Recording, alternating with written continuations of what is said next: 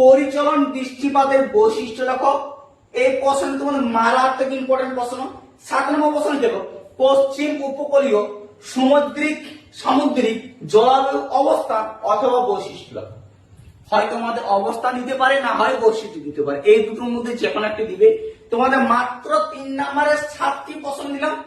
এই 7টি প্রশ্ন তোমরা ভালো করে প্র্যাকটিস করো।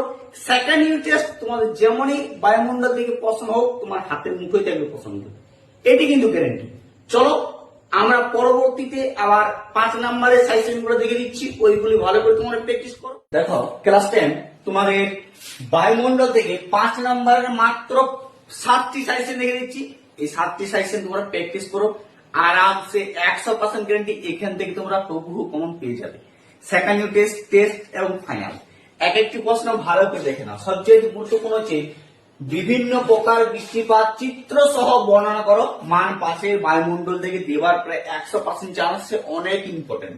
2 নম্বর প্রশ্ন হচ্ছে বায়ুমণ্ডলে উষ্ণতার তারতম্য প্রধান কারণগুলি আলোচনা করো বা ব্যাখ্যা করো। মোস্ট এবং মারাত্মক ইম্পর্টেন্ট প্রশ্ন কিন্তু এটি, ঠিক আছে। 3 নম্বর প্রশ্ন দেখো, নিয়ত বায়ু প্রবাহের সাথে বায়ু চাপ বলয়ে সচিত্র ব্যাখ্যা করো বা সচিত্রে আলোচনা করো। এটিও মান 5-এ তোমাদের বায়ুমণ্ডল থেকে ভেরি ভেরি ইম্পর্টেন্ট সেকেন্ড টেস্টের জন্য হতে চলেছে কিন্তু, ঠিক আছে।